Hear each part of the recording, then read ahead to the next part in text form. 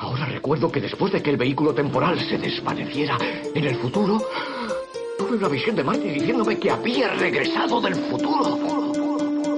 No, esto no es Regreso al Futuro. Esto es Futuro Imperfecto. Desde el estudio de Los Salares, bienvenidos a nuestra radio de Alcalá de Henares.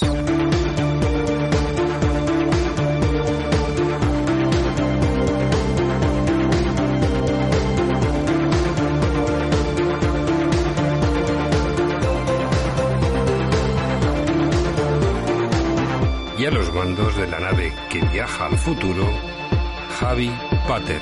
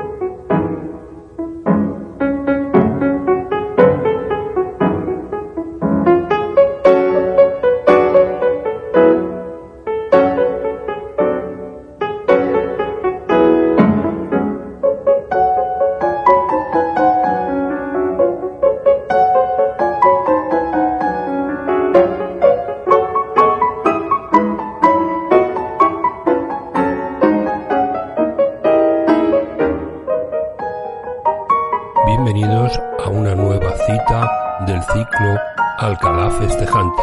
Hoy nos adentramos en el corazón de la fiesta por excelencia del barroco español, el Corpus Christi, una celebración en la que se unían lo religioso, lo cívico y lo teatral. En Alcalá de Henares, como en tantas ciudades del siglo de oro, el Corpus no era solo una procesión, era un espectáculo total. El Corpus Christi se convirtió, tras el Concilio de Trento, en la gran manifestación pública de la fe católica. La ciudad entera se preparaba durante semanas. Se limpiaban las calles, se levantaban altares, se colgaban tapices y se llenaban los balcones con flores y telas de colores. Todo era símbolo y devoción. El cronista Vicente Sánchez Moltó nos recuerda que en Alcalá la procesión recorría el corazón de la ciudad. Se construían arcos efímeros, se colgaban pinturas y guirnaldas vegetales. Y estamos escuchando de Albéniz el Corpus Christi en Sevilla. Iberia 3 por Alicia de la Rocha.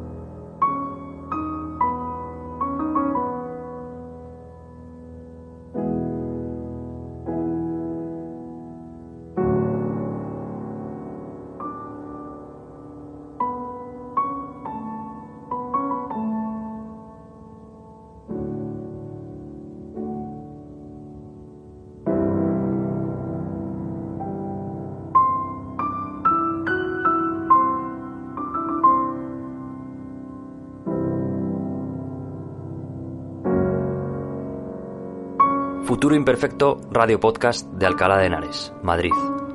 Una radio cercana, pero abierta al mundo. Os ofrecemos contenidos de cultura, reportajes, música y, en definitiva, una radio para informaros de todo aquello que sucede en nuestra ciudad, con miradas puestas al pasado o al presente, de personajes ilustres o acontecimientos históricos destacados o incluso menos conocidos. En definitiva, cualquier tipo de evento que para la ciudad haya significado un aporte cultural e histórico muy importante. Futuro Imperfecto Radio. Un viaje único. Una experiencia única. Y a continuación escucharemos a Vicente Sánchez Molto, el Corpus Christi, la gran fiesta del barroco complutense. Bueno, buenas tardes. Me han preguntado que si me presentaban. Yo creo que la mayoría de todos vosotros y vosotras pues ya me conocéis, ¿no? Sabéis que soy Vicente Sánchez Molto, soy el presidente de la institución de estudios complutenses y soy el coordinador de este ciclo de conferencias y soy también el cronista oficial de Alcalá. Yo creo que con eso pues ya queda perfectamente presentado. Así vamos ya directamente a la conferencia. Como digo, tenéis un poco que cambiar la idea de la procesión del Corpus Christi, la que habéis conocido siempre, porque vamos a hablar de una época en la que era completamente distinto. La fiesta del Corpus Christi era muy distinta a como la hemos conocido pues toda la gente evidentemente del siglo XXI, del siglo XX o del siglo XIX. El título de la conferencia, como veis, es El Corpus como modelo de otras fiestas públicas. ¿Por qué? Porque el Corpus fue la fiesta más importante que se celebraba durante los siglos, fundamentalmente durante los siglos XVI, XVII y XVIII, en todas las ciudades de España. Era con diferencia la fiesta más importante. Y además era una fiesta en la que había muchísimos elementos, muchísimos aspectos distintos que luego posteriormente pasaron a otro tipo de festividades, a otro tipo de fiestas. Es decir, fue también una forma de difundir determinado tipo de festejos, de extenderla a otras fiestas.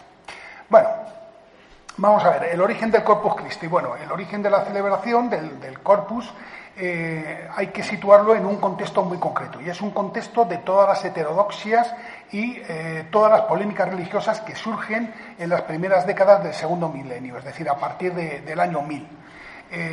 Es una situación que viene marcada por una profunda crisis social, cultural y religiosa. Y entonces brotan todo tipo de ideas, algunas que nos pueden parecer hoy en día muy extravagantes, muy raras, muy extrañas. Si acaso habéis leído el nombre de la rosa o habéis visto la película, pues ahí aparecen algunas de esas creencias, ¿no? Que son completamente muy distantes a lo que nosotros ahora pensamos. Y estamos hablando dentro de lo que es el catolicismo, no estoy hablando de otro tipo de pensamiento religioso, ¿no? Por ejemplo, pues las ideas de Berengario de Tours en el año 1046, que negaba la presencia real de Cristo en la Eucaristía. Entonces, claro, como respuesta a esta negación de la presencia de Cristo en la Eucaristía, entonces como réplica surgen otro tipo de cultos y ritos eucarísticos. Así como la idea de transubstanciación, que progresivamente va ganando adeptos, sobre todo a partir del año ya del siglo XIII, ¿no? A través de teólogos y de religiosos como Alejandro de Gales, Alberto Magno, Buenaventura y especialmente Tomás de Aquino.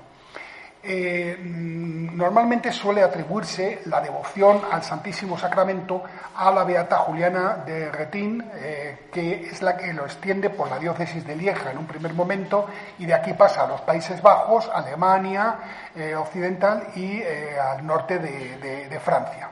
La fiesta finalmente será establecida por bula del Papa Urbano IV en el año 1264, pero en un primer momento no se pone realmente en práctica. Tendrá que ser posteriormente el Concilio General de Viena del año 1311, en el que el Papa Clemente V ordena que se celebre la fiesta del Corpus. Pero tampoco se puso realmente en funcionamiento hasta 5 años después, cuando el Papa Juan XXII urge a que sea inmediata ya su ejecución. Y para la celebración de la fiesta se elige una fecha muy concreta, que es el jueves siguiente a la octava de Pentecostés, de tal manera que es, como en la actualidad, pues una fiesta movible. Lo que ocurre es que ahora ya no se celebra en jueves, sino que en la mayoría de los sitios, salvo sitios muy concretos de los que está muy arraigada, por ejemplo Toledo, que se permanece siempre en el jueves del Corpus, en realidad se viene celebrando ya el domingo siguiente. Bueno, se difunde por toda la Europa occidental y muy pronto empieza a celebrarse también en la península ibérica. Aunque las bulas papales no decían la forma en la que se tenía que celebrar el Corpus Christi, lo cierto es que en la mayoría de las ocasiones lo que se opta es por el desfile procesional. Esa es la opción que se considera como la más importante. ¿Cuándo empieza a celebrarse? Bueno, pues las primeras fechas desde luego no están claras. En Toledo dicen que en 1280 ya fue la primera ciudad en celebrar la fiesta, pero lo cierto es que con documentos concretos la fiesta no se documenta hasta mucho después, hasta el año 1372. En Sevilla igualmente se habla de la celebración en el año 1282, pero igualmente los primeros datos ciertos son de principios del siglo XIV. Ya sabéis, muchas veces se produce ese problema. Dice, no, es que esto ya se celebraba en tal fecha. Bueno, pues ¿dónde está el documento? Y resulta que el documento más antiguo que tenemos, que se conserva, pues es bastante posterior. Bueno, pues estos son casos. En 1317 sí que sabemos que en Pamplona existía una hermandad del Santísimo Sacramento que celebraba una procesión con carros triunfales. Bueno, el caso es que pues se va extendiendo por toda la península y fundamentalmente se hace por dos vías distintas. Una de ellas, el Camino de Santiago, Pamplona, Calahorra, León, y otra a través de la Corona de Aragón, donde pues está claro la influencia del pontificado de Aviñón. Pero no será hasta el siglo XV cuando la hostia comience a ser procesionada en ricas custodias de oro, plata y piedras preciosas, realizadas naturalmente por los mejores orfebres que existían. Llegamos al Concilio de Trento y este es un punto absolutamente determinante para cómo van a ser en el futuro, a continuación del Concilio de Trento es a mediados del siglo XVI, cómo se va a celebrar el Corpus Christi. Dice, por ejemplo, en la sesión del 11 de octubre de 1551, dice, declara además el Santo Concilio que la costumbre de celebrar con singular veneración y solemnidad todos los años, en cierto día señale de festivo, este sublime y venerado sacramento, y la de conducirlo en procesiones honorífica y relevante por las calles y lugares públicos. Es decir, está diciendo ya muy claro, está asentando cómo se tiene que celebrar. ¿Y por qué? ¿Por qué insiste en que se celebre? ¿Qué razones da? Y dice que la verdad victoriosa triunfe de tal modo de la mentira y herejía que sus enemigos, a vista de tanto esplendor y testigos del grande regocijo de la Iglesia universal, o debilitados y quebrantados, se consuman de envidia, o avergonzados y confundidos vuelvan alguna vez sobre sí. Es decir, la intencionalidad era una absolutamente muy, muy clara, ¿no? La lucha contra las diferentes herejías que estaban surgiendo ya de una forma muy importante en el siglo XVI. Y más en concreto, o sobre todo fundamentalmente, el protestantismo. La Iglesia Católica, por lo tanto, lo que busca es reafirmar el dogma de la presencia de Cristo en la sagrada forma, y lo hace pues a través de la fiesta. De esta forma, la fiesta se convirtió en una de las más importantes del orbe católico. Y en España, como le comenté anteriormente, fue la fiesta principal del calendario religioso, muy por encima de la Navidad, de la Semana Santa, de cualquiera de esas, muy por encima de todas ellas. Y es, naturalmente, pues en la segunda mitad del siglo XVI cuando adquiere ese carácter que se mantendrá prácticamente invariable hasta finales del siglo XVIII, cuando surjan las prohibiciones, de las que naturalmente pues hablaremos. Y de esta forma se convierte en la fiesta de la Contrarreforma por excelencia. La Contrarreforma religiosa es la fiesta más importante. Naturalmente era el acontecimiento religioso, social y cultural más importante, era la gran manifestación de la religiosidad española y por lo tanto en la procesión del Corpus participaban absolutamente todos los estamentos sociales, desde la nobleza, bueno, en el caso de Madrid naturalmente la corte, el rey, pero en Alcalá o en el resto de los sitios, desde la nobleza hasta el campesinado, absolutamente todos los estratos sociales, naturalmente la burguesía, mercaderes, los gremios, absolutamente todos participaban de la procesión. Y naturalmente también, no solamente las instituciones religiosas, es decir, las parroquias, los conventos, iglesias, etcétera, sino también las instituciones civiles, y más en concreto el concejo, el ayuntamiento de cada lugar. Por lo tanto, es una fiesta de cohesión social, es decir, era algo que unía a toda la sociedad, una forma de unir a la sociedad. La fiesta del Corpus normalmente solía celebrarse durante 3 días. La víspera, el jueves del Corpus, y luego la octava del Corpus, que era una semana después. Y los aspectos fundamentales de la festividad son las representaciones de teatro religioso, los autos sacramentales y la procesión, naturalmente. En la procesión es donde se produce pues, una conjunción de todo, de lo religioso, pero también de lo profano, ¿no? Con elementos que son procedentes de la fiesta popular y pagana, es decir, anterior naturalmente pues incluso al cristianismo, ¿no? En las urbes la influencia de los elementos de la fiesta cortesana, ya lo he dicho, junto con teatro, con liturgia, y de esta manera pues ya digo que se convierte en la gran fiesta del barroco. Todos los elementos que formaban parte de la procesión y por lo tanto de la festividad del Corpus tienen un simbolismo, y además es un simbolismo variado y complejo, y a veces con diferentes interpretaciones, incluso contradictorias. Lo iremos viendo. Pero hay una serie de elementos que son fundamentales en la procesión del Corpus y que los vamos a encontrar siempre. Primero, las decoraciones urbanas, con una fuerte presencia de elementos vegetales y florales. Las músicas y las danzas, de gran riqueza y de variedad. O sea, muchas danzas y muy variadas y muy distintas. Y por último, las figuras antropomórficas, que son los gigantes y las gigantillas, y el bestiario naturalista, por ejemplo, los caballitos, o el bestiario fantástico, las tarascas. Esos son los elementos que son permanentes en la procesión del Corpus. Pero hay otras cuestiones. La decoración de toda la carrera, de todo el trayecto que que iba a llevar la procesión del Corpus, en el que se descolgaban estandartes, reposteros, lienzos pintados o incluso hasta arcos triunfales. Ya en la semana pasada pues ya habló de arcos, habló Josué, Jules, no voy a extenderme más en ese tema.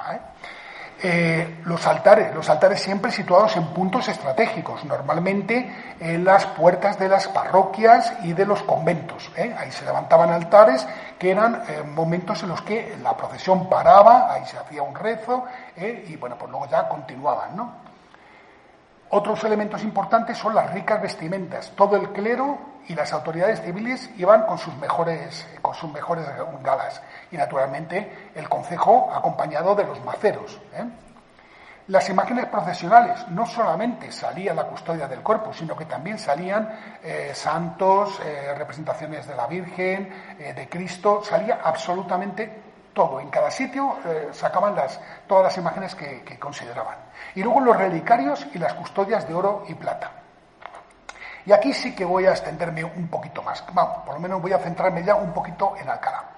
Bueno, aquí tenemos una fotografía de los años 20, que es la custodia del Corpus. Y si nos fijamos, esta otra fotografía, la de color, es una fotografía reciente, y si nos damos cuenta, pues es la misma custodia. Afortunadamente, esta custodia del Corpus se ha conservado. Sabemos que el autor, porque está la firma, es A. Piquero, no es un platero muy conocido. El marcador sí que lo es Alonso García de Sahagún.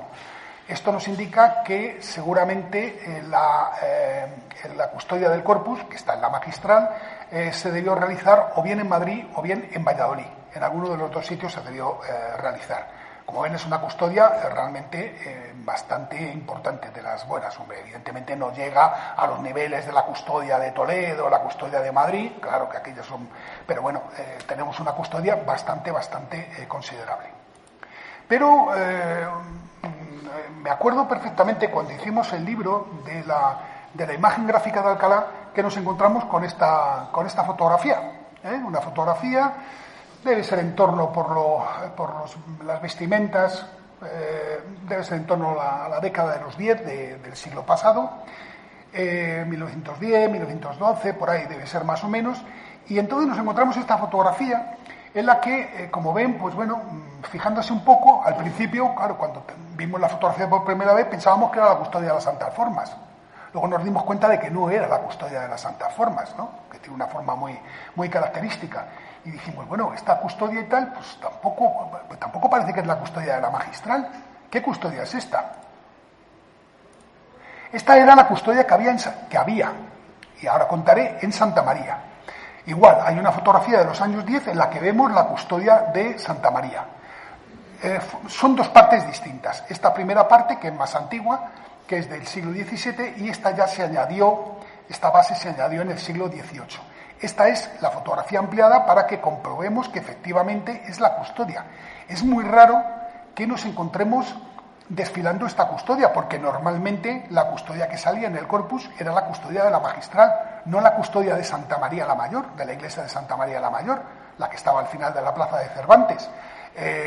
¿Por qué razón está desfilando aquí la custodia? Evidentemente no salían dos custodias, eso está clarísimo, no tiene ningún sentido. Puede ser que a lo mejor se hubieran iniciado las obras de restauración de la magistral y por esa razón sacarán la custodia de Santa María. Esa es la única explicación que en principio puede parecernos normal, ¿no? A mí, cuando yo vi esta custodia y la identifiqué con esta fotografía de en torno a 1910, lo primero que me surgió es, bueno, ¿esta custodia existe? Porque claro, en la guerra ya sabemos lo que pasó, ¿no? Y sobre todo sabemos que Santa María, el 29 de julio, es incendiada. Y en principio parece que allí se perdió todo. Pues no se ha perdido. Este es el templete que hay en Santa María la Mayor, lo que era jesuitas, la actual iglesia de Santa María, y aquí tenemos la custodia. O sea, afortunadamente la custodia se conservó. El Servicio de Protección de la República del Patrimonio se la llevó, sabemos que estuvo, porque la ficha así nos lo indica, que estuvo en San Francisco el Grande en Madrid y luego pues se debió devolver a Alcalá. Y esta es la razón de que afortunadamente haya llegado hasta nuestros días.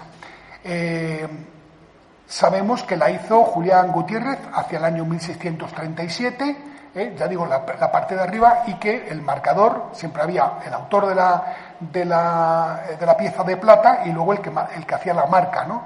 Que era el marcador es Juan de Ena. Bueno, de esta manera, como estamos viendo, pues el Corpus no solamente es una fiesta cualquiera, es la fiesta de los sentidos. Así lo han considerado algunos autores, porque realmente ahí tenemos la vista, naturalmente, todo lo que he dicho, tapices, decoraciones en las calles, todos estos elementos, el oído, naturalmente las danzas, la música que acompañaba las danzas, el olfato, todo el recorrido que se cubría con flores o se cubría con plantas aromáticas, ¿no? Entonces, evidentemente, es que no hay... es una fiesta realmente de los sentidos, ¿no? Y bueno, pues vamos a empezar un poco a hablar del Corpus en Alcalá. Evidentemente el Corpus en Alcalá debió empezar a celebrarse en el siglo XIV, pero no tenemos documentación. El documento más antiguo que tenemos es una concordia del año 1404, en el que dice: «Iten que se ha de relevados de amas las dichas dos misas el día de Corporum Christi de cada año, por la gran solemnidad e procesión que en él tal día se face por todo el mundo, doquier que hay cristianos por reverencia del santo cuerpo de nuestro Salvador Jesucristo, y otros sí por la honra de la cofradía de Corporum Christi». Bueno, ya estamos hablando que ya se celebraba con gran solemnidad y procesión en el año 1404, es decir, a principios del siglo XV. Sí que ya tenemos datos de gastos del concejo a mediados del siglo XV. En 1457 sabemos que se celebraba una procesión y que se representaban en la calle varias historias, es decir, autos sacramentales, ¿no? Entremeses, a cargo de los cofrades de algunas de las cabildos locales, de las cofradías locales. Las historias, naturalmente, todas ellas eran de temática religiosa. Por ejemplo, está documentada, porque así se hace, un pago por ella, la historia de Santiago, del apóstol Santiago. Se documentan pagos por adobar ciertas caras de apóstoles y profetas y otros santos. Adobar se está entendiendo como arreglar, reparar las caras de apóstoles y profetas. Esto luego lo veremos. También por adobar el infierno. Es decir, si había evidentemente infierno, también habría un cielo, pero en este caso el pago fue por arreglar el infierno, que debía estar más deteriorado que el cielo. Y hay gastos en madera, pintura y tela, para que nos hagamos idea pues, de cómo se construía ese infierno.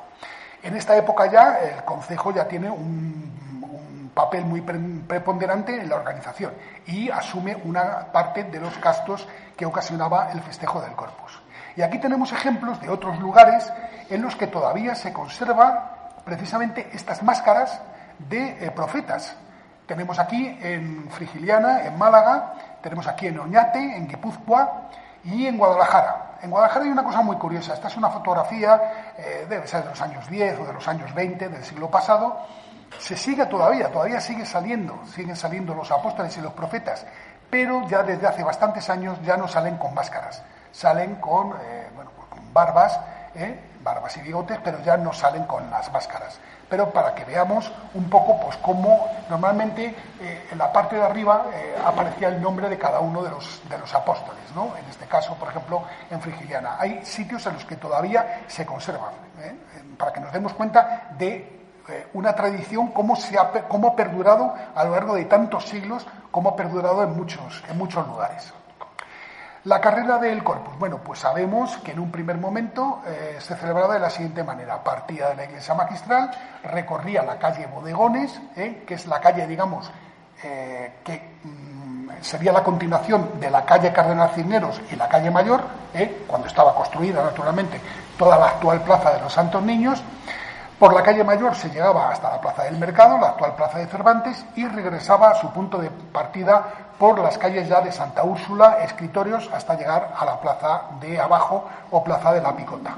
Pero después, sobre todo a partir ya de que se establece la universidad, amplía el recorrido y hace un tramo de la calle Libreros, calle Beatas, hasta la Plaza de la Universidad o Plaza de San Diego. Como he dicho, toda la carrera se decoraba con decoración vegetal. Julio Caro Baroja dice que es uno de los elementos más característicos y definitorios del Corpus, la cantidad, la gran abundancia de adornos callejeros de carácter vegetal, enramadas de fachadas, juncias, helechos y otras plantas por los suelos. En Alcalá viene documentada ya. En el año 1604 ya hablan de enramadas y al año siguiente, en 1605, se pagan 50 reales de los ramos del traer y ponerlos en las calles. En 1611 se habla de heno y ramos en la documentación. En 1684, indistintamente de heno, espadaña y tomillo, o de heno, junco y hierbas y tomillo. En el siglo XVII se habla de poner la enramada y echar la espadaña. En 1767 de poner la enramada, echar la espadaña, hinojos y cantigüeso. Como vemos, iban utilizando también un poco, dependiendo de lo que diera cada año, pues diferentes plantas aromáticas. Y esta es una costumbre que además es una de las poquitas que perduró, que sobrevivió a las prohibiciones de 1780, porque en 1807 todavía se está hablando en la documentación de recoger la espadaña, que dice que en el presente año ha escaseado mucho por esparramarla en la carrera. Yo no sé si saben lo que es la espadaña. Aquí en Alcalá lo hemos conocido como los juncos, las junqueras. No sé si lo recuerdan, seguramente algunos sí que lo recordarán. En la zona donde está la ciudad deportiva, ahí, la ciudad deportiva del Val, ahí crecían muchísimas junqueras. Bueno, pues la junquera es la espadaña, lo que nosotros lo llamamos junqueras, los juncos, que ya saben que luego lo que hacía, se utilizaban para los churros, en las churrerías, en las ferias, pues ahí se ensartaban en los churros. Bueno, esto se sigue haciendo en muchos sitios. Aquí, por ejemplo, pues tenemos el Corpus de Granada y aquí están esparciendo la juncia. La juncia es una planta herbácea, medicinal y olorosa, ¿no? Claro, en cada sitio, pues naturalmente utilizan las hierbas que tienen más las que crecen más en la zona, ¿no? Aquí ven con burros cómo están esparciendo por la calle, por el suelo de la carrera de la procesión, pues están esparciendo la juncia. O tenemos esto en la Gartera, ¿no? Fíjense cómo está prácticamente todo el suelo, pues a base de flores y también de hierbas, ¿no? Para que vean cómo se ha mantenido también. Otro elemento fundamental son las decoraciones urbanas, los tapices. Se habla en la documentación de aquí de Alcalá de entapizar las calles, que eran siempre tapices que prestaban las familias de rango, la familia de la nobleza de Alcalá, familias que tenían poder económico, pues tenían tapices dentro de sus casas. Bueno, pues en esa ocasión los sacaban evidentemente a las ventanas, porque los balcones es un elemento que no surge hasta el siglo XVIII, cuando se extiende. Anteriormente lo que había era fundamentalmente ventanas, ¿no? Lo que pasa es que unas ventanas muy grandes que sobresalían del nivel de la fachada, sobresalían y servían un poco como si fuera de balcón, pero que digamos que la reja era de arriba a abajo. Bueno, arcos. En 1611 se registra un pago de 50 reales a Juan Diego porque hiciese el arco en la calle de los Escritorios, por no hacerle los notarios. Esto lo que nos indica es que los notarios solían hacer en su calle, solían hacer un arco. Bueno, pues este año, por las razones que fuera, los notarios decidieron no hacer el arco y entonces pues se le encargó el concejo, se lo encargó pues a una persona. Y también a Juan de Vargas para papel y cordel y adobar la bóveda. Se entiende la bóveda naturalmente de este arco. En 1613 hay un pago de 7 ducados, que son 77 reales, de un arco que se dio a Valderricote en la entrada de la calle Mayor, de Romero y Flores y de su trabajo. O sea, que ese era un arco... Pero también había arcos que eran de arquitectura efímera, de los que ya le digo que les habló Josué Llull en la pasada conferencia.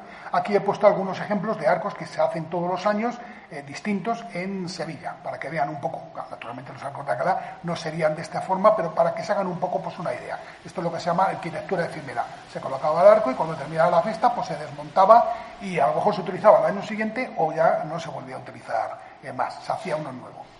Los altares fundamentales, ya digo que era uno de los elementos fundamentales de la procesión. Había diferentes estaciones y se levantaban en diversos puntos. Generalmente siempre eran los mismos, ¿no? En la carrera que he comentado, pues siempre eran los mismos sitios en los que se levantaban los arcos. La mayoría eran realizados por las corporaciones o instituciones religiosas, pero también el concejo, el ayuntamiento, sufragaba el coste del altar de la villa, que se levantaba en la plaza del mercado, delante de las casas del ayuntamiento. Las casas del ayuntamiento, luego ya explicaré dónde, bueno, lo digo, dónde estaban. Estaban en la parte de soportales de la plaza de Cervantes, bueno, pues donde hay ahora un burger y prácticamente la casa en la que está el burger y la casa de al lado, ahí es donde estaban las casas del ayuntamiento.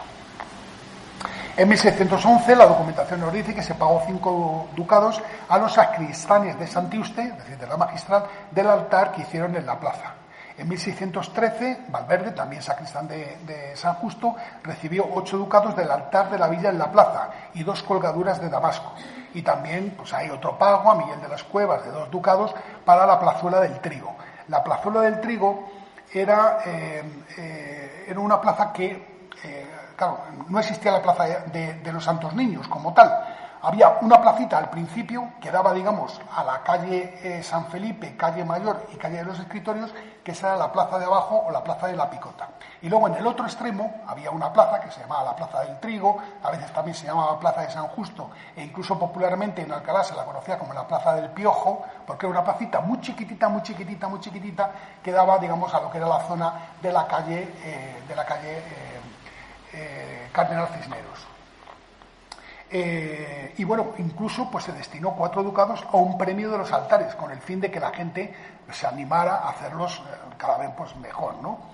Y bueno, pues en 1618 tenemos otro pago a Francisco Ramos de 60 reales por hacer un altar en la plaza.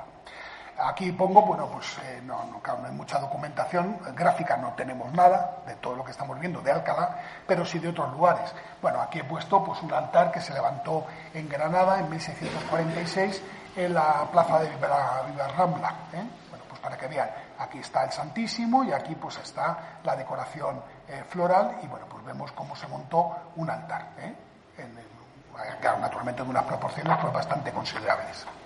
Aquí tenemos un cuadro de 1887, ya tardío, pero que nos está hablando de la procesión del Corpus de Sitges y vemos cómo hay una parada delante de un altar que hay en la calle, que se había levantado en la calle. Y vemos el suelo, naturalmente, de la carrera, pues con flores esparcidas, ¿no? Y bueno, aquí en Alcalá, pues ahora se ha recuperado el sacar altares a la calle. Aquí estamos viendo la procesión del Corpus, es la de este año, y bueno, pues una parada que hicieron delante del convento de la imagen, y aquí pues se montó pues un pequeño altar, y ahí hizo naturalmente pues una estación, una parada. La música y las danzas. Esto sí que era importante, porque había un dicho que en aquella época, en los siglos XVII, que decía: danzas son cosas de corpus, y efectivamente es así. O sea, las danzas nacen con el corpus, se integran por primera vez en el corpus y de ahí pasarán a otro tipo de celebraciones, que lo iremos viendo. Naturalmente todas llevaban su acompañamiento musical, y fue uno de los elementos más característicos de la procesión del Corpus en toda España. Naturalmente las danzas son muy variadas y nos encontramos tanto de danzas populares, de labriegos o de pastores, pero en las urbes, en las ciudades, nos encontramos también danzas cortesanas e incluso danzas exóticas y espectaculares. Vamos a ver algunas. Bueno, la música, naturalmente, van acompañados de música. En un primer momento la música en la procesión del Corpus la ponía un gaitero y uno o varios tamborileros. Gaitero, tenemos que entender que aquí a la gaita, a la dulzaina, se la llamaba gaita en esta zona. Estamos hablando de dulzaina, no de gaita tipo gallega o asturiana, sino estamos hablando de dulzaina, pero se la conocía con ese nombre como danza. El tambor o el tamboril era el que marcaba los pasos de las distintas danzas, por lo que siempre en la contratación de una danza siempre se incluía la presencia de un tamboril. Aunque en ocasiones se llevan contrataciones individuales. Por ejemplo, en 1673 se paga a Simón del Moral, de la villa de Miralcampo, por el tamboril. En 1756 a un gaitero. Pero a partir del siglo XVIII se va incorporando progresivamente en la procesión lo que podíamos denominar música culta. Ya no tanto música popular, sino música culta, que irá además desplazando también progresivamente a los músicos populares, hasta el punto de que prácticamente desaparecen. Por ejemplo, en 1756, junto al gaitero, nos aparece un violinista, Carlos Blanco, que era también un músico principal de Madrid, Pedro Regalado, y los músicos de la Capilla de la Magistral, dirigidos por Andrés de Villaverde. En 1767 es el maestro de capilla de la Magistral, Manuel del Río, y en 1774 y 75, no tenemos desgraciadamente las cuentas de todos los años, de años sueltos, pues nos aparece el maestro de capilla, Lino del Río. Las danzas que vemos aquí en Alcalá. Bueno, pues la primera que tenemos datos es de 1525, precisamente el primer año en el que aparecen documentados en Alcalá los gigantes y la tarasca, porque además es el primer año en el que tenemos cuentas del Corpus. Y nos dice que se pagan 26 reales a Gaspar de Vergara para las danzas que se hicieron en el día del Corpus Christi. No nos dice qué tipo de danzas. Pero en 1558 nos dice que se paga 4 ducados a Francisco Belmonte de las danzas de los negrillos. Ya esto nos está indicando que era una danza de niños de raza negra, o a veces, si no los encontraban de raza negra, pintados naturalmente de negro. En 1559, a Francisco de Flor, 3 ducados de las danzas de gitanas. Las danzas de gitanas fueron las más importantes del Corpus y las que más tiempo permanecieron y duraron, y además las que se pasaron a otras celebraciones religiosas. En 1572 tenemos una danza de las Amazonas, también una danza de gitanas y una danza de negras, para que nos demos cuenta de la gran variedad de danzas. Y el número de danzas además era muy variable. Nos encontramos 2 danzas, por ejemplo, en 1611, pero en 1580 hay 6 danzas. Es decir, que era un número muy, muy variable. Nos podíamos encontrar, pues eso, 2, 4, 5, 6, pero más o menos estaba siempre entre eso, entre 2 y 6. Y vamos a ver tipos de danzas documentadas en Alcalá. Ya hemos visto alguna. La danza del oso es la más antigua documentada. Es de 1566. Nos dice que se paga 4 ducados a Diego Hornero. La danza de gitanas, ya digo que es una de las que gozó de mayor aceptación y que durante más tiempo permaneció en la procesión del Corpus. Las danzas de negras o negricos. Negricos, a veces dice negricos, otras veces dice negrillos, que era una danza con cascabeles en los tobillos y con sonajas. La danza de turcos y pastores. En 1613 nos habla de 4 turcos, 4 pastores y una serrana con su tamboril. Aquí nos están describiendo los integrantes de esa danza. O la danza de espadas, en 1613, Dice, una danza de espadas de 8 volteadores y 2 alcaldes. Los alcaldes eran los que dirigían la danza.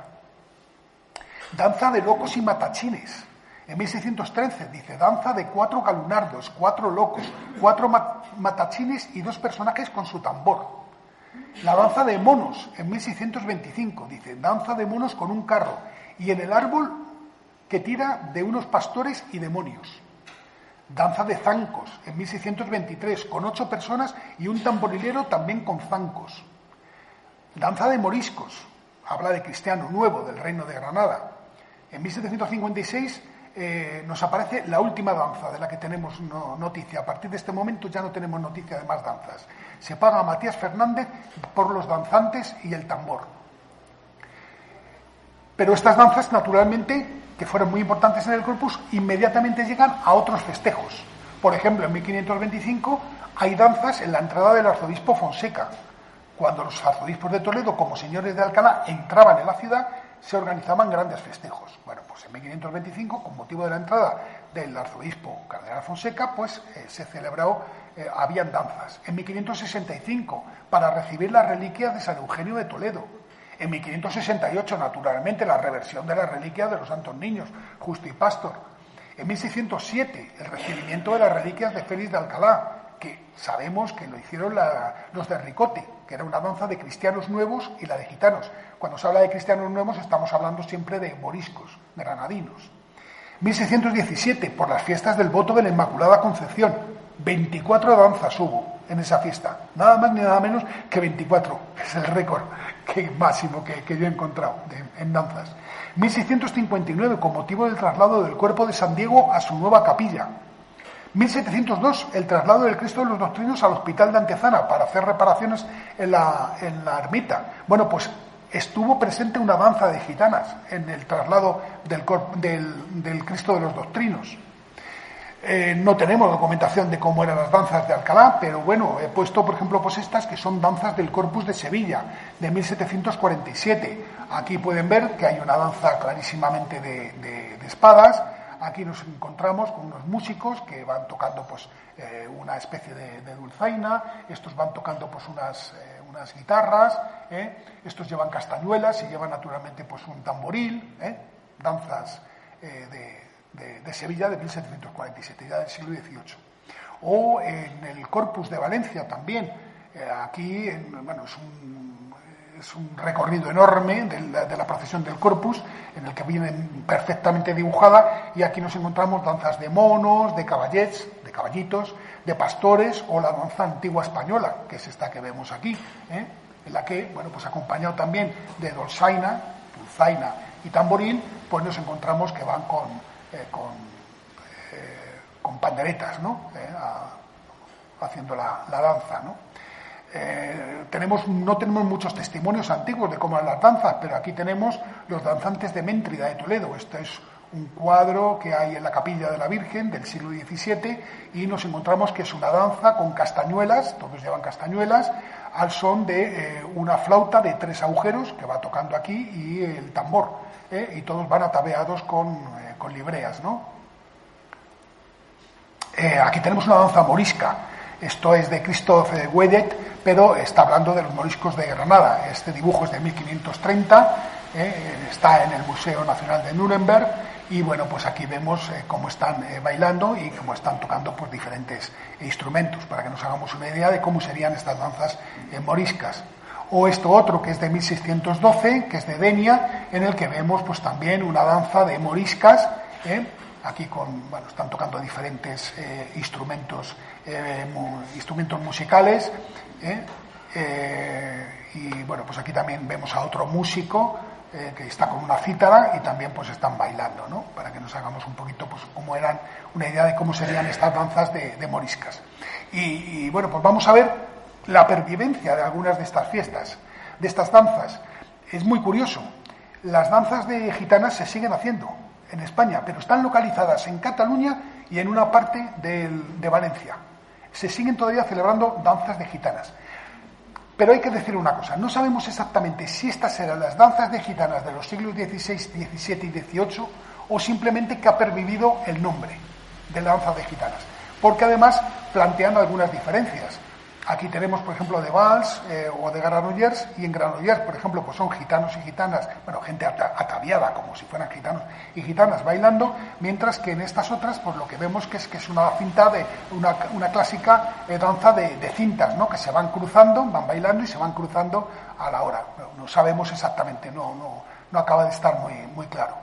Danza de turcos. La danza del Turcs de Valencia, ¿no? Aquí vemos cómo sería una danza de turcos, naturalmente, que bueno, pues van luchando, ¿no? Haciendo la danza de matachines. Bueno, aquí tenemos lo que era un matachín. Era un personaje disfrazado de forma ridícula, con máscara, vestido de diferentes colores, desde la cabeza pues hasta los pies, es decir, llevaba también máscaras, ¿no? Esta danza de los matachines parodiaba las danzas guerreras de la antigüedad y es un juego que consistía pues en una especie de lucha con espadas de palo y vejigas. Aquí le vemos cómo lleva una vejiga llenas de aire que bueno, pues era practicada por los matachines según bailaban, ¿no? Esta es una fotografía de cómo eran las danzas. Esta debe ser de los años 50, o finales de los 50 o de los 60. Todavía se celebraban en algún sitio, en Melgar de Abajo, en Valladolid, teníamos las danzas de matachines, ¿no? Y vemos cómo van ataviados y cómo llevan palos en las manos, ¿no? Danzas de locos. En Fuentecarreros, en Córdoba, se sigue celebrando la danza de locos, que hemos visto que hubo aquí en Alcalá. O la danza del oso, también. En Fuentecarreros también se celebra la danza del oso, ¿eh? En realidad era pues una persona vestida de oso, bueno, pues que salía danzando, bailando. Bueno, pues esto nos puede remitir a cómo sería en Alcalá. Estoy poniendo de los pocos sitios en los que se han pervivido algunas danzas para que nos hagamos una cierta idea. Naturalmente estamos hablando de muchos siglos de distancia, pero para que nos hagamos una idea de cómo podrían ser estas danzas. Más claras son las danzas de espadas, ¿eh? Las danzas de espadas, aquí tenemos, por ejemplo, pues en la provincia de Pontevedra, las de Redondela y las de Carril, ¿no? Clarísimamente son danzas de espadas, pero las danzas de espadas, esta es quizás una de las que más ha pervivido, porque las encontramos también, estamos hablando de Galicia, pues ahora hablamos de Huelva. En la provincia de Huelva la tenemos en Puebla de Guzmán y en San Bartolomé de la Torre. Seguimos viendo danzas de espadas, ¿eh? Es una de las que más ha pervivido. O danzas de zancos, en Guadalajara, que la han recuperado hace unos años. Bueno, pues esta era una danza que se hacía sobre zancos, que la hemos visto también en Alcalá. Bueno, llegan las primeras prohibiciones. En 1609 hay un tratado de Juan de Mariana, el jesuita Juan de Mariana, el Tratado contra los Juegos Públicos, que empieza a iniciar pues una cruzada con el fin de expulsar del interior de las iglesias las danzas. Especialmente una danza, la que la tenían, se habían cogido, la zarabanda, una danza que consideraban que se bailaba en la misma procesión y en la fiesta del Santísimo Sacramento, y que la consideraban como una danza que había que prohibirla porque tenía un contenido erótico bastante fuerte, como consideraban naturalmente en el siglo XVII los teólogos de la época. En 1690 al arzobispo de Sevilla, Palafox, no se le ocurre otra cosa que prohibir la entrada de las danzas en el corpus de la catedral. Bueno, pues le pusieron una bomba, una bomba casera, y estalló. Lo que pasa que, al final no pasó nada, no murió nadie, ni nadie resultó herido, pero le llegaron a poner para que vieran cómo la resistencia del pueblo a que le prohibieran sus danzas, ¿no? Era un elemento fundamental. Finalmente tenemos una Real Orden de 1777 que prohíbe expresamente la presencia de disciplinantes, empalados y otros espectáculos en las procesiones de Semana Santa, Cruz de Mayo, rogativas y otras, así como en los bailes en las iglesias, sus atrios y cementerios. Es decir, aquí ya nos está prohibiendo un elemento que era fundamental también en todas las procesiones de Semana Santa, como eran las de disciplinantes y empalados. Hoy en día quedan disciplinantes en 3 sitios de España. Son los únicos sitios donde se han consagrado este tipo de participantes en la procesión, que ciertamente eran bastante duras. Es decir, había, por decirlo de alguna manera, había bastante sangre en estos disciplinantes. Y el problema no era la sangre que se infligían con el castigo, ¿no? No era el problema. El problema es que para aguantar el castigo, bebían, y bebían mucho. Y eso, claro, provocaba luego pues altercados en las procesiones. Y esa fue pues una de las razones por las que acabaron también siendo prohibidos. Bueno, y llegamos ya pues a lo que son las figuras, ¿no? La participación de figuras fantásticas y grotescas en el corpus, desfilando o danzando en la procesión, pues fue también uno de los elementos más estables y más generalizados del festejo, hasta el punto de que difícilmente se podría entender una procesión del Corpus sin estos elementos, ¿no? Ya he hablado anteriormente de que había figuras antropomorfas, que eran los gigantillos, las gigantillas o los enanos, las zoomorfas, las que tenían forma de animales, en los que hay que distinguir entre el bestiario naturalista, es decir, el que reproduce animales que realmente existen, como puede ser el león, el águila, el toro, la mula, el buey o los caballitos, y el bestiario fantástico, la tarasca, el dragón, la sierpe, el grifo, ¿no? Los primeros gigantes documentados en España, todos se documentan en el entorno de la Corona de Castilla, en la Corona de Castilla.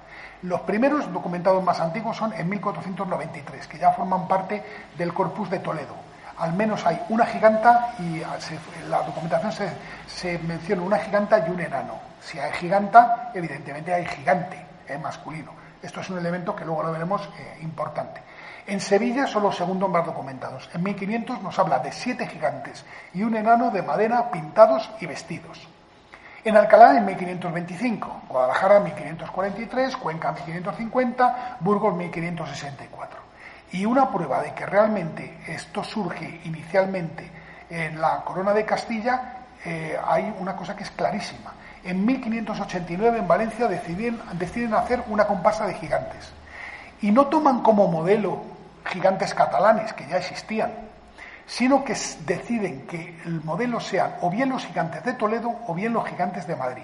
Finalmente optan por Madrid, viene un regidor del Ayuntamiento de Valencia, ve cómo son los gigantes de Madrid y los copiarán el mismo modelo. Y en Valencia saldrán a partir de entonces gigantes con las mismas características que los gigantes de Madrid. Por regla general siempre eran o 4, o 6, o 8, número par. ¿Por qué eran los número par? Pues muy fácil, porque representaban a las diferentes partes del mundo o a las diferentes razas. En Madrid, por ejemplo, en 1589 sabemos que eran 8 gigantes, 4 parejas, españoles, turcos, negros y gitanos. Siempre, español, española, turco, turca, negro, negra y gitano, gitana. Después pasaron a representar, como digo, a los 4 continentes. Europa, normalmente eran reyes, África, que eran de raza negra, Asia, turcos, y América, indios. Y luego estaban las gigantillas o enanos, que variaban. Nos encontramos una gigantilla en Alcalá y en Burgos, 2 en Madrid, Toledo, Zamora, Segovia, Guadalajara, Teruel, Pamplona o Valladolid, 4 en Sevilla, Zaragoza y Huesca, o incluso 6 en Valencia. Aquí vemos cómo es el orden de una procesión. Esta es la procesión del Corpus de Teruel. Y vemos que en un primer momento encabeza la procesión la tarasca. Aquí tenemos la tarasca, tenemos luego un enano y una enana que van delante, y luego tenemos los gigantes. Ven, Asia, África, América, Europa. Y luego ya va la cruz de guía y naturalmente detrás pues irían todas las órdenes religiosas, los sacerdotes, etcétera, etcétera, hasta llegar naturalmente pues a la carroza con la custodia del corpus, ¿no? Pero que es un dibujo del siglo XVII, nos indica bastante claro cómo era el orden, cómo salían, ¿no? Con lo cual, fíjense la procesión, es decir, una procesión no tiene nada que ver con las procesiones del corpus que todos hemos conocido, ¿no? O sea, la abría la procesión una tarasca, las gigantillas, los gigantes, y luego ya iba lo que era el resto detrás iban naturalmente las danzas, no lo he dicho, a continuación iban las danzas. Esta es de 1642. Y aquí tenemos cómo eran los gigantes en el siglo XVIII, estos son los de Sevilla. Como vemos, hay 4 gigantillas, gigantillos, gigantillo y gigantilla, y luego van los gigantes, que naturalmente pues llevan pelucas porque estamos en el siglo XVIII, van ataviados un poco, naturalmente el vestuario se iba adaptando a las modas de la época, ¿no? y entonces pues estos llevan casacas, esa moda del siglo XVIII. Y naturalmente pues vemos dos de raza blanca que representarían a España, otros dos que representarían a Europa y dos negros. Estos eran los gigantes de Sevilla, que son este dibujo es de 1747. Esto es del Corpus de Valencia. Y aquí lo que tenemos pues son lo que he comentado antes, abre naturalmente, dulzaina y tamboril, y vamos los 6 gigantillos y van los gigantes. Aquí son 8, aquí tenemos los gigantes que están representando a España o a Europa, también naturalmente con vestimenta del siglo XVIII, los turcos, los gitanos y por último los indios americanos, se entiende, claro. Esto es, ya digo que es del siglo XVIII, este dibujo. Este también es de Valencia, pero es del siglo XIX. Y aquí vemos cómo ha cambiado la vestimenta, ¿no? Ya estamos en el siglo XIX y ya la vestimenta se acerca más a lo que sería pues una vestimenta más romántica, ¿no? Más cercana al romanticismo. Sigue habiendo 6 gigantillos, 2 de ellos, como vemos, negros y 2 turcos, junto con 2 que van más vestidos con el traje más valenciano, ¿no?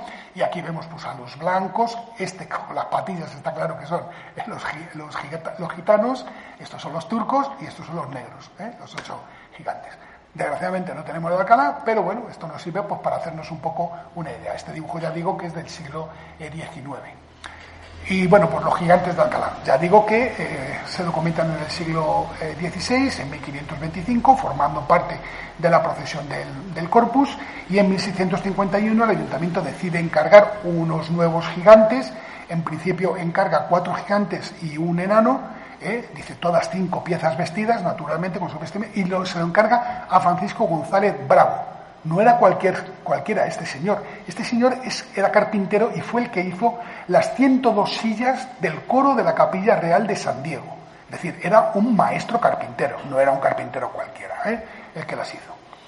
Y 7 años después, en 1658, encargan una nueva pareja de gigantes, que son negros, quieren que sean negros. Y para la pintura de los gigantes negros se la encargan a un pintor muy conocido en Alcalá, Gregorio de Utande, un pintor que aquí en Alcalá se le conocía, o se le ha conocido como, porque era el autor del famoso cuadro de la Cantarilla de Miel, un cuadro que tenían las carmelitas de la imagen, representaba a San Andrés, y se llama así del cuadro de la Cantarilla de Miel porque Gregorio de Utande llegó un momento en el que se vio incapaz de poder terminar ese cuadro, le pidió a un amigo suyo que le ayudara, ese amigo suyo remató el cuadro, terminó el cuadro, y como premio, él cobró naturalmente el precio del cuadro, y como premio, pues como obsequio, pues le dio una cantarilla de miel. Y por eso el cuadro se conocía como el cuadro de la Cantarilla de Miel. Pero Gregorio de Utande era un pintor también muy importante. Es el que hizo las pinturas de la media naranja de la Capilla Real de San Diego. Es decir, también era un pintor reconocido. Bueno, por lo tanto ya sabemos que había 6 gigantes más un enano, y la tipología de los gigantes sabemos que eran reyes, turcos y negros. Como ven, se va repitiendo esto. Bueno, los gigantes de Alcalá aparecen en otras festividades, naturalmente en la entrada del arzobispo Fonseca, en 1525, en 1530 en la visita de la emperatriz Isabel de Portugal, aparecen los gigantes y la tarasca, en 1659 en el traslado del cuerpo de San Diego a su nueva capilla, en 1659 y 1698 en la procesión de traslación de la Virgen del Val, en 1687 incluso en la procesión de las Santas Formas, en 1716 en la procesión de Santiago, que aparecían en todas las procesiones normales que se hacían en Alcalá, pero también en las canonizaciones de santos, como por ejemplo la de Santo Tomás de Villanueva en 1660, la de Santa Magdalena de Pacis en 1669, la del rey San Fernando en 1672, la de San Juan de Dios en 1691 o la de San Camilo de Lelis en 1747. Los gigantes aparecían siempre en todas las fiestas, no solo en el Corpus, sino aparecen absolutamente en todas. Las tarascas, pues un poco como los gigantes. La primera tarasca documentada es de 1507, en el que sabemos que se rehizo casi totalmente, con lo cual evidentemente era anterior, pero no tenemos documentación de Toledo anterior que nos diga el momento en el que se hizo la tarasca. La siguiente tarasca más antigua, la de 1525 de Alcalá, la segunda tarasca más antigua de España documentada. Luego llegan después la de Sevilla en 1530, Barcelona en 1564, bueno, y ya en muchos sitios. Y sobre todo a lo largo del siglo XVII ya se va extendiendo por Valladolid, Segovia, Guadalajara, Burgos, bueno, por un montón de sitios se va extendiendo el uso de las tarascas. La tipología de las tarascas es muy variada, muy diferente, o sea, cambia muchísimo.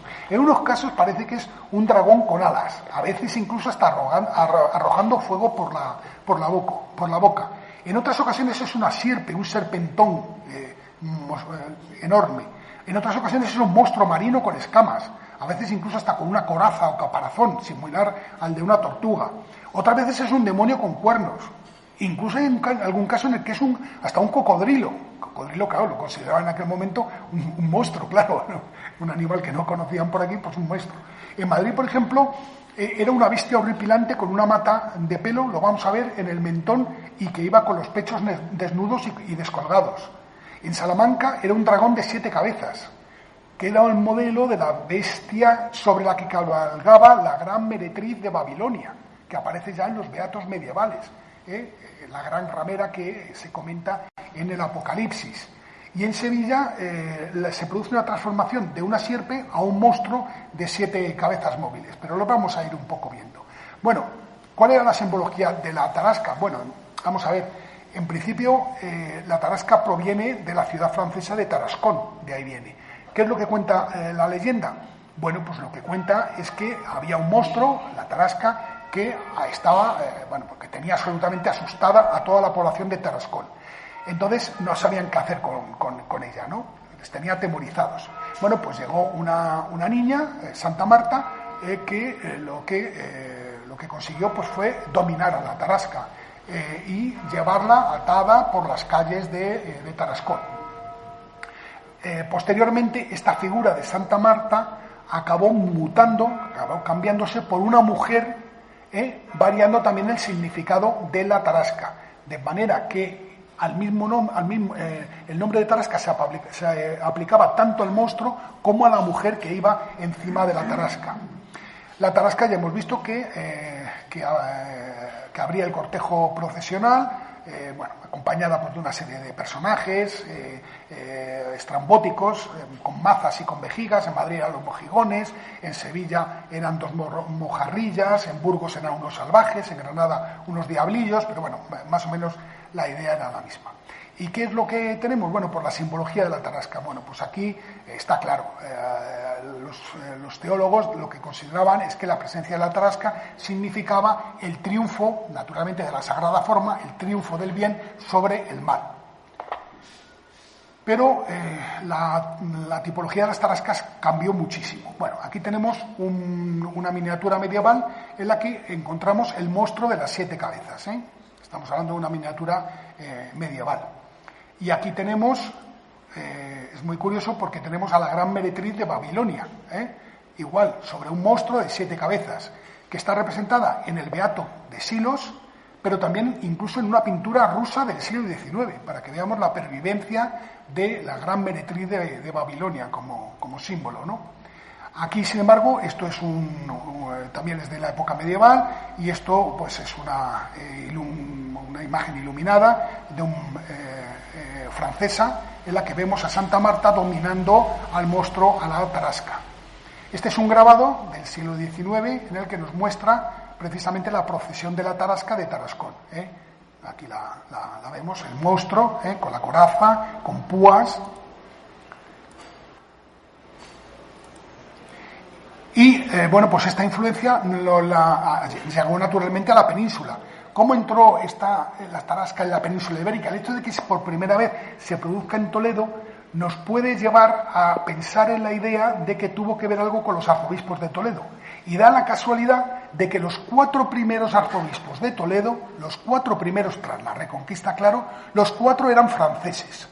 Puede ser que evidentemente fueran los franceses, estos arzobispos franceses, de origen francés, los que introdujeran el culto a Santa Marta y la tarasca en Toledo y, por lo tanto, luego posteriormente en la península.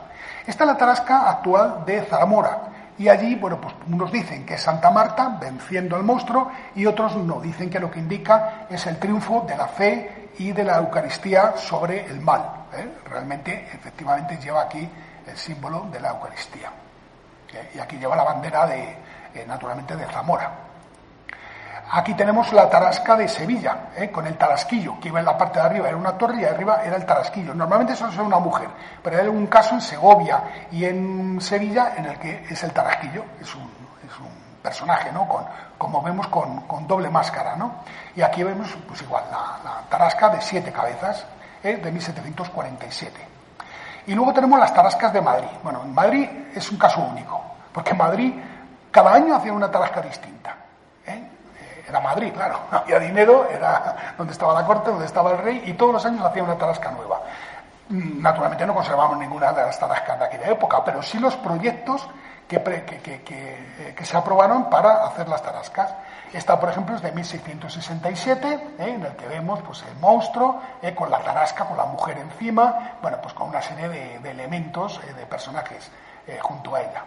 Este es de José y Mateo Barahona. Esta otra es de 1672. Como ven, ya se va haciendo un poco más complejo, ¿no? Ya es una mujer que está tocando el tambor y, bueno, pues aquí vemos que están ahí, ¿no? Haciendo... Esta es de Leonardo Alegre, ¿no? Pero bueno, hay características que sí que son comunes, ¿no? En la tarasca, ¿no? Siempre, pues, la cola de dragón, las alas... aquí se ve poco, pero normalmente los pelos de la barbilla, ¿no? Y, bueno, pues los pechos colgando, ¿no? Ya lo iremos viendo. Bueno, aquí, como ven, ya poco a poco se va complicando cada vez más. Poco a poco va perdiendo también el significado y lo que se va convirtiendo es en una expresión de la moda de la época. La mujer que va encima de la tarasca va mostrando la moda de la época. Esta ya es de 1710, ya estamos en el siglo XVIII, y es de Gaspar Romaní.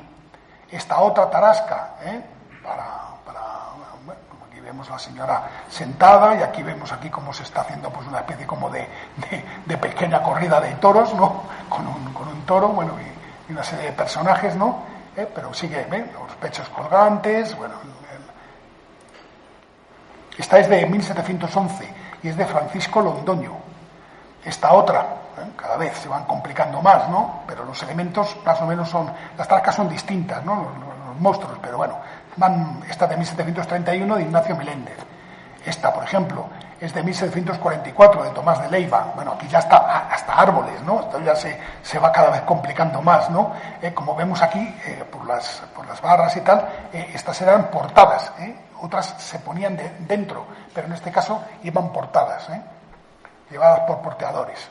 Pero como vemos es bastante complicado. Eran tarascas grandes, Esto es un grabado del siglo XIX en el que aparecen los gigantes de Granada y aquí nos aparece la tarasca de Granada con una mujer. En Granada sigue saliendo la tarasca y además se da una circunstancia que es muy curiosa y si quieren pueden entrar en internet, buscan en Google Tarasca Granada y van a ver que cada año cambia de vestimenta. Además, cada año lo hace una diseñadora o un diseñador de moda de allí de Granada y bueno, lo tienen como, bueno, que les encarguen la vestimenta para ese año de la mujer tarasca, bueno, es lo más que le puede ocurrir a un diseñador de moda de Granada. Cambia absolutamente todos los años en la vestimenta de la tarasca de Granada. Y aquí tenemos un gigante, el Cid, que era un gigante de Toledo, y aquí tenemos la tarasca de Toledo. La tarasca que había es una tarasca del siglo XVIII. Esta es una tarasca muy curiosa porque aquí arriba no va una mujer, sino va una muñeca. Una muñeca que se maneja desde dentro y que la van girando de forma... Bueno, abre también las fauces, naturalmente el animal, abre las fauces y la van girando. Y al girar los pelos, bueno, pues se la vuelven así como muy, muy loca, ¿no? Bueno, pues ¿saben cómo llaman a este personaje? La Nabolena. Yo creo que no hace falta explicar por qué le pusieron ese nombre. Ya saben que Ana Nabolena, pues bueno, pues fue la que desplazó a la infanta Catalina como esposa de Enrique VIII, ¿no? Y la que provocó, pues, el intento de divorcio, nunca reconocido por la Iglesia católica. Sí, por la Iglesia anglicana, naturalmente. Bueno, la tarasca de Alcalá, ya he dicho que la más antigua es la de 1525, documentada, que es la segunda más antigua después de la de Toledo. Sabemos que en 1570 todavía participaba en el Corpus En 1634 es una sierpe o tarasca de fuego que arrojaba fuego por la boca, acompañada de 3 salvajes con mazas de fuego. En 1664 hay una nueva tarasca que está encargada a un maestro de Madrid, precisamente un maestro que hizo una de las tarascas de Madrid, y que requería para su desplazamiento nada menos que 5 personas, es decir, que debía ser una tarasca grandecita. Después de 1665 ya no encontramos referencias a la presencia de tarasca en Alcalá. Y llegamos, y ya estamos terminando, pues llegamos a las prohibiciones. En 1772 hay una real cédula que suprime los gigantones, gigantillas y tarasca en Madrid. Causa, dice, porque su concurrencia causaba no pocas indecencias y que solo servían para aumentar el desorden y distraer o resfriar la devoción a la majestad divina. Es decir, cada vez más están luchando contra estas figuras que decían que, bueno, que la gente naturalmente, la mayor atracción eran estas figuras y que, bueno, pues que se fijaban, digamos, menos en lo que a la Iglesia le interesaba, que era naturalmente, pues, el cuerpo de Cristo, las custodias con el cuerpo de Cristo. Hay un informe del cardenal Lorenzana en 1777 en el que dice: las danzas, lo mismo que los gigantes y las gigantillas de la procesión del Corpus, eran producto de la barbarie e ignorancia de otros tiempos. Saben que el Concilio de Trento lo que hace es precisamente apoyar que se hagan las procesiones del Corpus y que estén estos elementos presentes. Bueno, pues ya lo consideran barbarie e ignorancia de otros tiempos, que contradecía la gravedad y seriedad del culto divino y distraía la atención de los fieles de su único objeto, la Eucaristía. Ese era el gran problema. Dice, merecían por tanto ser prohibidas. Pero es muy curioso lo que dice. Dice, aunque era preferible hacerlo paulatinamente para no herir susceptibilidades. Sabía lo que se venía encima. Ni afirmar abiertamente que era una práctica educativa empleada por la Iglesia desde hace tantos años, que era un error. O sea que, claro, para tapar un poco, que claro, pues si era una barbaridad, una barbarie y una ignorancia, pues era la Iglesia la que lo había promovido. Entonces, para tapar ese error de la Iglesia, pues dice que, bueno, que se fueron suprimiendo, pero paulatinamente, poquito a poquito, además para no herir susceptibilidades. Pero ya finalmente llega el 21 de julio de 1780, en el que el Consejo ratifica una orden real que concluye que en ninguna iglesia de estos mis reinos, sea catedral, parroquial o regular, haya en adelante tales danzas, ni gigantones, sino que cese del todo esta práctica en las procesiones y demás funciones eclesiásticas como poco conveniente a la gravedad y decoro que en ellas se requiere. ¿Qué supuso? Pues que en la mayoría de las villas y ciudades los gigantes y las tarascas terminaron desapareciendo, en otros lograron burlar las prohibiciones y conservaron las figuras, lo que permitió que tiempo después se pudieran recuperar. Aunque solamente en casos muy puntuales regresaron a las fiestas del Corpus, pero no ya dentro formando parte de lo que es el cortejo procesional religioso del Corpus, sino dentro de las fiestas del Corpus. Por ejemplo, en Toledo siguen saliendo los gigantes para las fiestas del Corpus, pero no forman parte del cortejo procesional del Corpus. Salen en las fiestas del Corpus, pero salen a una hora distinta. Entonces, bueno, pues evidentemente esto supuso el fin. A partir de aquí, la procesión del Corpus, ¿qué es lo que ocurrió? Se quedó única y exclusivamente como una procesión religiosa. Nada más, nada más. Ya habían eliminado todos los elementos, todos estos elementos que habían caracterizado durante siglos a las procesiones. Danzas, gigantes, tarascas, gigantillos, absolutamente todo quedó eliminado. Tiempo después, ¿qué es lo que ocurrió? Pues que hubo algunos teólogos que dijeron que, bueno, pues que lo que al final se había producido pues era un alejamiento del pueblo de la procesión y de la religión. Esa fue la consecuencia. Y bueno, pues con esto, pues muchísimas gracias por su atención y bueno.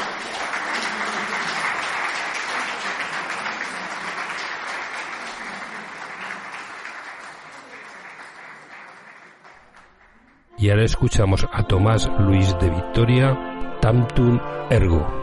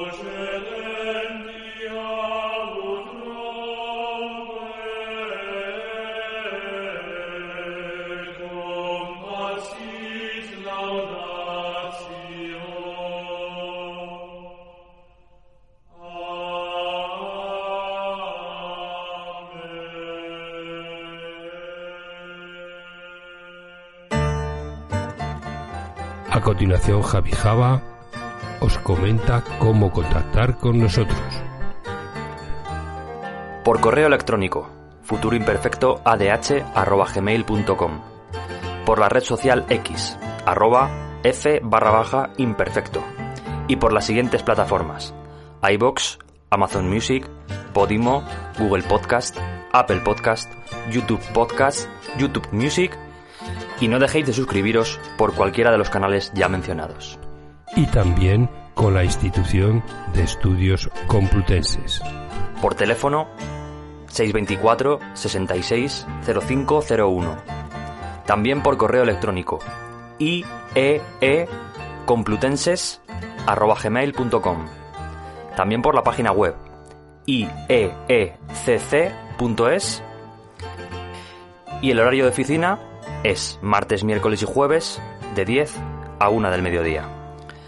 A todos los oyentes que todavía no sois socios, os animamos a colaborar con esta asociación y ayudar a la difusión de la historia de nuestra ciudad, con una cuota de tan solo 30 euros semestral. Y ahora escuchamos a Juan Hidalgo, Villancicos y Tonos Humanos.